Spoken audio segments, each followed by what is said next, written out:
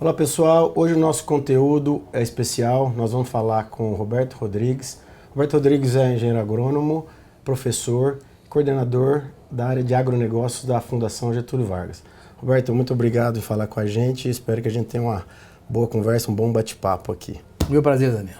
Eu gostaria de saber como é que é o seu histórico de família, como é que você começou a se interessar pelo agronegócio, como é que foi sua vida no início até você ir para a faculdade de agronomia? É quase que um determinismo histórico, viu? Porque o pai do meu pai era produtor rural no interior de São Paulo, perto de Tietê, ao lado de Piracicaba. E perdeu tudo o que tinha em 1929, porque era um produtor de café firme, do fio do bigode, quando veio a crise da Bolsa de Nova York, que ele nem sabia onde era, perdeu tudo o que tinha e ficou numa miséria louca. Uhum. E o pai da minha mãe era um agrônomo italiano que veio ao Brasil fugindo da miséria da Europa. E foi trabalhar na fazenda de café. E, pela mesma razão, o dono da fazenda de café que ele trabalhava também passou mal. De modo que o pai do meu pai, que era um produtor rural rico de café, ficou miserável, pela razão pela qual o pai da minha mãe, que era um colono de café, virou fazendeiro de café. Então, eu passei a vida ouvindo essa história de que a agricultura é uma atividade que precisa de políticas públicas que estabilizem a renda. Porque o meu pai era agrônomo, um grande agrônomo, um agricultor extraordinário. Eu via o tempo inteiro essa conversa desde menino. A agricultura precisa de regra. Os países desenvolvidos têm políticas públicas para que a agricultura tenha estabilidade. Para quê? Para que haja garantia de abastecimento. Não é para proteger o produtor rural, é para proteger a nação. A nação é protegida quando há estabilidade na agricultura. Então, aquela coisa foi ficando a vida inteira na minha cabeça. Na hora de fazer um vestibular, fiz agronomia, na mesma escola onde meu pai se formou, um irmão dele, um cunhado dele, 3 irmãos da minha mãe, todo agrônomo, formados em Piracicaba, Luiz de Queiroz. Lá estudei, lá me casei com um agrônomo formado lá também. Tivemos 4 filhos, 2 agrônomos formados lá também. Uma psicóloga, uma advogada, que não seguiram a falta de imaginação da família, uma nora formada em Piracicaba, e hoje tem 2 netos dando em Piracicaba. Então é uma vocação pela agronomia e pela agricultura quase que transcendental. Após os estudos, como foi o começo da sua carreira, onde você atuou e quais eram os seus sonhos nesse momento? Logo depois de formado, eu vim trabalhar em São Paulo com o secretário de Agricultura de então, estou falando de 1966, chamava-se Glauco Pinto Viegas, um extraordinário ex-diretor do Instituto Agronômico de Campinas, foi meu primeiro chefe que muito me ensinou sobre a questão da negociação política dentro do agro, como conduzir os processos dentro do agro. Foi uma escola extraordinária. Terminado o mandato dele, em março de 67, meu pai, que era prefeito da cidade de Guariba, onde nós temos a propriedade rural, veio para São Paulo, a convite do então governador Abreu Sodré, para assumir a presidência do SEASA e fundir o SEASA com a CEAGESP, com a CAGESP, criando o CEAGESP. Nesse momento, então, eu tive um convite para continuar em São Paulo, na Secretaria de Agricultura, mas decidi ir para a Fazenda. Então, fui para a Fazenda e assumi a Fazenda em março de 67, no meio de uma crise institucional do setor canavieiro tremendo. E era uma fazenda de cana, então era um ambiente tenebroso, sem liquidez nenhuma no setor, dificuldade das usinas de pagarem o produtor de cana como éramos nós. Foi um tempo muito difícil. E aquele tempo difícil me levou a confiar cada vez mais na ideia associativista. Em 1971, assumi uma cooperativa de produtores de cana, em Guariba, interior do estado de São Paulo, onde tem a propriedade rural. Em seguida, montei uma cooperativa de crédito muito profissionalizada. Aquilo chamou a atenção das lideranças cooperativistas do estado de São Paulo, que me convidaram para montar um modelo, um sistema de cooperativa de crédito rural em São Paulo. Montei durante 3 anos com uma equipe muito grande, 16 cooperativas de crédito, que cresceram todas elas. Chamou a atenção da OCB, que é a Organização das Cooperativas Brasileiras, cujo presidente, um mineiro na época, me pediu para montar um modelo brasileiro do cooperativa de crédito, saí pelo Brasil montando um cooperativa de crédito e ganhando uma certa notoriedade nesse negócio de cooperativismo. Ao mesmo tempo, como agrônomo, na propriedade rural, eu tinha introduzido uma série de tecnologias novas que tinha aprendido na faculdade e queria implementar, ao lado de programas sociais. Nós temos hoje mais de 70 filhos de empregados formados no nível superior na fazenda. Saúde, educação, habitação, criei um modelo grande de integração de funcionários e uma preocupação com a questão ambiental, né? Naquele tempo não era meio ambiente, chamava-se ecologia. Então montei um viveiro de mudas de ciências nativas, plantamos quase 400 mil mudas de árvore nativa na fazenda antes que esse assunto fosse sequer comentado, né? Então nós pusemos na fazenda sustentabilidade econômica com tecnologia, ambiental com a ecologia e social com o serviço de educação, saúde e habitação. E isso ao lado do cooperativismo me deu um certo destaque nacional. Virei presidente da Organização das Cooperativas Brasileiras em 1985, ao mesmo tempo em que fui dar aula na Universidade Unesp de Jaboticabal, de agronomia, na área de economia rural, e fui desenvolvendo uma carreira, então, em 3 vertentes: academia, cooperativismo e agricultura, né? E isso, enfim, foi me levando a assumir posições.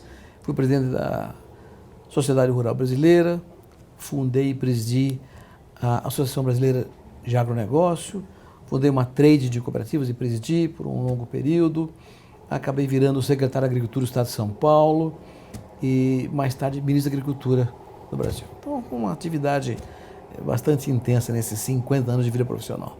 Imagino, né, que esse início com cooperativas foi realmente o fato determinante para alavancar, né, a sua carreira, que te deu uma visão, né, nacional e até global da sua ação no agronegócio, ao mesmo tempo que você tocava a fazenda, a operação da fazenda e ainda com a atividade de professor. Em que momento que te passou na cabeça, já com os filhos crescendo e tudo mais, de falar: por que eu vou fazer tudo isso? Ou em que momento que você falou: ó, tenho que delegar isso para os filhos? Que momento que o senhor viu isso e o que passava na sua cabeça para chegar nesse conceito? Eu diria que 2 fenômenos foram essenciais nessa decisão, nessa transição. O primeiro é que eu tenho uma irmã apenas, e nós tínhamos então 4 fazendas. Quando meu pai ficou doente, com dificuldade de administrar o processo, eu fui assumindo tudo ainda nos anos 80, né? Final dos anos 70, nos anos 80, e nós fomos obrigados a fazer a passar para mim e para minha irmã a propriedade, porque meu pai não tinha mais condições de tocar. Então aquilo me deu uma indicação muito clara: é preciso fazer a transição enquanto você tem o comando do processo, dentro de uma ótica que caracterize 2 coisas: justiça, ser justo, e ser correto ao mesmo tempo. Justo com os filhos e correto no processo, né? Então, quando o meu filho mais velho se formou em agronomia, passei a investir na formação dele, não na área acadêmica, mas da vida prática, né? Como cuidar de mecânica, como cuidar da área de insumos agrícolas, como cuidar da área comercial. E ele mostrou uma competência extraordinária, uma rapidez de aprendizado, e foi rapidamente tomando conta de todos os processos. Nesse período eu já era presidente da OCB, e logo depois fui presidente da Aliança Mundial de Cooperativas, com sede em Genebra. Eu passava 200 dias por ano fora do Brasil, viajando pelo mundo inteiro. Fui a 81 países durante mais de 15 anos. Então, eu fui perdendo também a capacidade de gerir. Ao mesmo tempo em que eu perdi a capacidade de gerir, o meu filho ganhava competência muito grande, né? E aí, num momento, chamei a minha irmã, que era minha sócia, e propus a ela dividirmos tudo que nós tínhamos, porque os filhos meus e dela estavam crescendo. E nós 2 nos dávamos maravilhosamente bem, como nos damos até hoje. Meus filhos se davam muito bem entre si, felizmente, com uma criação muito boa, mas eu queria que houvesse permanência nesse relacionamento. Então achei que devíamos separar, a minha irmã e eu, em duas partes iguais. O que eu fiz? Fiz 2 montes e ela escolheu um. Então, foi a maneira mais justa possível. Ela ficou com metade, a metade que me coube eu transferi aos filhos mediante 3 condições. Uma condição que inibia a venda da parte de qualquer um deles em qualquer momento, durante a minha vida ou depois da minha vida, depois da minha morte, só isso seria possível mediante certas condições. Um segundo tema é que os 3 outros filhos mais novos davam ao mais velho, o Paulo, que era o agrônomo já preparadíssimo, uma procuração irrestrita para que ele administrasse todo o processo. E, em contrapartida, a cada período de 3, 4 meses, haveria uma reunião de um conselho que seria criado da família, na qual eu prestaria contas do seu trabalho. E uma terceira condição, eu criei uma consultoria que foi contratada pelos meus filhos para ser consultor. E, ao mesmo tempo, participar do conselho. Então, eu fiz uma passagem para os 4 filhos, justíssima, cada qual em igualdade de condições em relação aos demais, de uma forma corretíssima, porque ele era o mais preparado, recebeu uma procuração dos outros 3 para tocar conta, e eu não perdi o contato com a minha casa, com o meu escritório, com as minhas raízes, que estavam lá há mais de 70 anos, né? Então, isso manteve uma unidade articulada que depois o meu filho mais velho, com esse conselho funcionando, ampliou de maneira significativa. Então o senhor está me falando aqui que, ao mesmo tempo, o senhor criou um mecanismo para evitar um possível futuro conflito familiar, ao mesmo tempo que o senhor pensou na sustentabilidade do negócio para as próximas gerações e, para completar, chamar alguém de fora, especialista, para fazer isso, para formar isso um ambiente formal, até porque eu imagino que as primeiras reuniões com o seu filho Paulo explicando que ele estava tocando as coisas, era informal nesse início, era fechado na família. Era fechado na família, mas eu tinha uma longa bagagem de conselho, eu tinha participado de conselhos de empresas, instituições, organizações acadêmicas durante anos e anos. Então, a minha contratação por eles como consultor, participando do conselho, era uma forma de ir agilizando os processos. Mas a verdade é que eu tive a felicidade de ter 4 filhos extraordinários que confiam reciprocamente uns nos outros, o que facilitou enormemente o processo de transição. E outra, uma transição, não teve reserva de usufruto. Passei integralmente os negócios para os filhos, não fiquei com nenhuma reserva de usufruto. Só tinha um salário como consultor. Perfeito, muito bem. E hoje, como funciona essa gestão do negócio na fazenda? Como é que são as formalidades que foram criadas? Como é que a coisa anda hoje? Continua da mesma, isso faz 20 anos que aconteceu. Okay. Faz 20 anos. Continua do mesmo jeito. O Paulo continua executivo principal, comandante em chefe do processo. Um outro filho meu, caçula, que também é agrônomo, Rodrigo, é o presidente do conselho e manobra todas as reuniões do conselho junto com o Paulo. E eu continuo como um consultor ad hoc, cada vez menos presente, porque cada vez entendo menos o que eles entendem cada vez mais. Mas sempre tem um pouco da experiência, que nada mais é do que as cicatrizes que a gente obtém na vida, né? E como é que o senhor vê esse modelo de governança dentro de fazendas hoje, que a gente ainda vê muita informalidade e toda essa premissa que o senhor contou, que aconteceu na família de vocês, a gente não vê isso na maior parte das famílias dentro do agronegócio, dentro das fazendas. A gente vê as pessoas produzindo muito bem, o Brasil com tecnologia de ponta mundial, tanto na agricultura como na pecuária, mas ainda esses processos de gestão de governança parecem andar um pouco atrás da tecnologia ainda. É verdade, isso é uma coisa que me preocupa muito, tenho falado bastante sobre isso, inclusive aqui na Getúlio Vargas tem sido um tema fundamental na minha atividade. E você falou tudo, Daniel. O que acontece? O plano Collor, em 1990, seguido pelo plano Real, em 94, foram 2 momentos dramáticos na agricultura brasileira. Uma quebradeira de milhares de produtores, foi um desastre, um endividamento brutal. Muita gente quebrou. E os produtores remanescentes foram correr atrás de tecnologia. E nós encontramos nos órgãos de pesquisa, nas universidades, na Embrapa, a nível nacional, essa tecnologia estava disponível. Isso foi incorporado e os resultados são extraordinários. Vou dar um número. Do plano Collor até hoje, em 25 anos, a área plantada com grãos no Brasil cresceu 53%. E a produção de grãos cresceu 261%. Tecnologia. Isso é tecnologia. Mais pesado por hectare. É um negócio extraordinário. E com uma vantagem única em sustentabilidade. Nós temos hoje 58 milhões de hectares com grãos no Brasil. Se tivéssemos a mesma produção por hectare que tínhamos no plano Collor, seriam necessários mais 78 milhões de hectares para colhermos a safra desse ano. Em outras palavras, nós preservamos 78 milhões de hectares. Ou seja, a tecnologia brasileira é sustentável ao máximo. Bom, mas não houve a mesma evolução em termos de gestão, o que é compreensível. O Brasil não é um país uno em agricultura, não, o Brasil não é um país só. Não é? Você tem o produtor da Serra Gaúcha, não tem nada a ver com o produtor de Rondonópolis, não tem nada a ver com o produtor do Espírito Santo, ou com o Agreste Nordestino, ou da Amazônia. São 5 modelos edafoclimáticos, fundiários, tecnológicos, até étnicos e culturais díspares.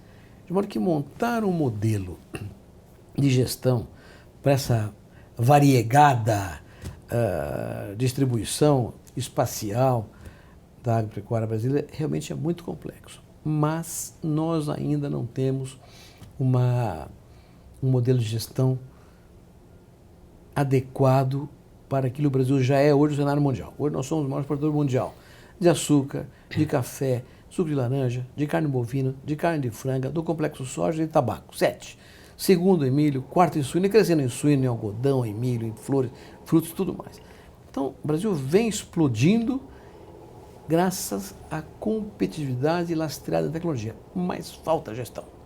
Então, se você perguntar para 100 produtores de algodão, quanto custa uma roupa de algodão, você vai ter 50 respostas.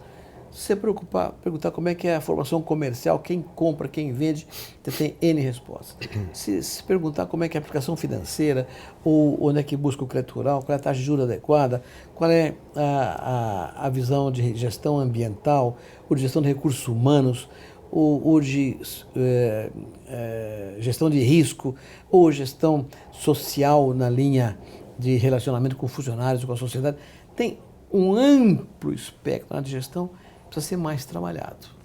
Hoje, tem muita gente fazendo isso com grande competência, mas não é uma questão universal na agricultura. Tecnologia já é universal, gestão ainda não é. Então, precisa investir muito mais nesse segmento. Perfeito. Falando em gestão, né? Como é que o senhor imagina que tem que ser o executivo do agronegócio daqui para diante, o executivo de dentro da fazenda também, né? Dentro da porteira e fora da porteira? O que a gente esperar ou o que essa pessoa tem que estudar, correr atrás para ajudar o nosso agronegócio a continuar sendo esse protagonista no agronegócio no cenário mundial? Primeiro, tem que ser muito bem informado, né? Hoje, no mundo contemporâneo, o instrumento essencial para avançar é a informação. Quem não tiver informação, não é na agricultura, em nenhuma atividade consegue avançar. Então, informação é essencial, de mercado, de tecnologia, de gestão, de legislação, de regras, como é que está operando o mundo, de clima na Argentina, de Bolsa de Chicago, de Porto de Roterdã. Essas coisas têm que estar sistematicamente, em tempo integral, na cabeça do gestor. O senhor está me falando, então, que o novo perfil do agronegócio é alguém que tecnicamente é muito bom, mas ele tem que entender da essência de todos os assuntos que o senhor está comentando aqui. Dependendo do tamanho dele, né?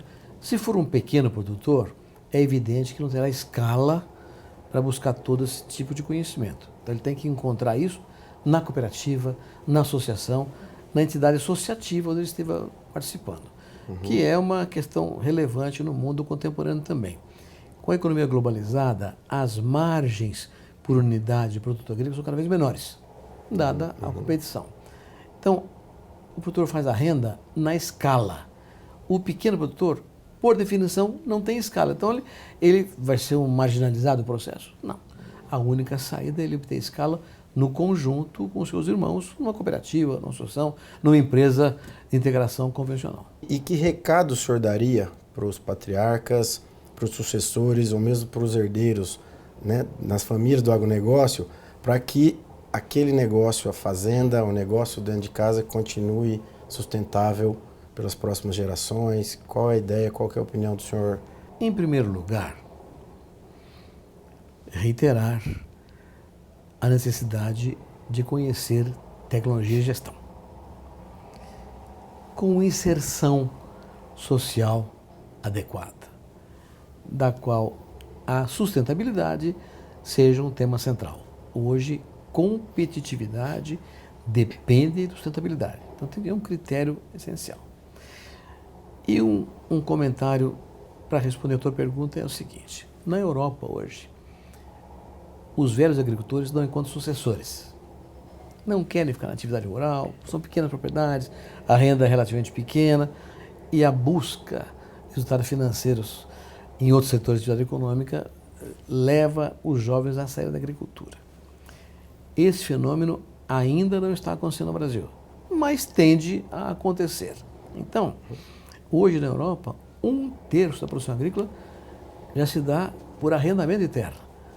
O velho não consegue tocar, o jovem não vem, arrenda terra para empresas que tocam atividade. 1/3 já de arrendamento. Nós aqui não chegamos nessa fase ainda e demora um pouco para chegar. Mas é preciso que a profissionalização do gestor rural seja cada vez mais profunda, mais séria, para que, inclusive, ele tenha condições de tocar a atividade de forma rentável. Senão, não existe nenhum segredo. Por que tem êxodo rural? Porque a renda é ruim. Ninguém quer ficar numa atividade que não dê renda. Então, ele tem que ser profissional, tecnicamente bem formado, bem constituído em termos de gestão, bem cercado de informações ou bem assessorado por cooperativas, órgãos de classe que deem a ele a condição de sobrevivência, para que ele possa avançar. Agora, os mais antigos têm que reconhecer que os jovens, a geração que vem vindo aí, que está hoje com 25, 30 anos, é muito mais competente do ponto de vista de utilização de redes de comunicação, de equipamentos de informática, tem uma facilidade enorme de comunicação e de rapidez de aprendizado de processo. Então nós precisamos abrir espaço para que os jovens assumam cada vez mais essas condições, inclusive na liderança de idade de classe. É chegado o tempo para aqueles que têm mais de 60 cederem para quem tem menos de 30. Perfeito. E quando existe uma escala, é possível se manter também ambientado e sabendo de tudo através de conselhos, como é o caso da família do senhor e assim por diante. Perfeitamente. Por fim, então o senhor está falando para a gente que a escala vai continuar sendo um problema cada vez mais, muitos grupos vão sair ainda pelo tamanho, então, quem sabe o que o senhor está falando assim, o agricultor, o pecuarista médio hoje, com determinada escala, para ele se manter sustentável, faz sentido que a família se mantenha unida, eventualmente com um dos filhos como gestor, se o outro filho quer ser médico, advogado, arquiteto, aquilo pode manter a empresa com executivos dentro da família ou fora da família, desde que essa pessoa tenha essa formação e treinamento para manter a competitividade dentro dos processos de produção. Isso mesmo. E isso sob uma consideração importante. Não é necessário que essa figura institucional seja pessoa jurídica ou física. Depende das regras, da legislação em vigor, da questão tributária. Mas a transformação em pessoa jurídica é um bom movimento para a sucessão ter menos dificuldades. Perfeito, muito bem. Eu acho que é isso que eu tinha para falar contigo. Muito obrigado. Foi uma aula para a gente. Imagina. Certamente o nosso pessoal vai gostar bastante de ouvir isso, interagir. E, enfim, muito obrigado de novo. Eu agradeço. Sucesso para você no teu trabalho. Obrigado, obrigado. Obrigado a você, companheiro.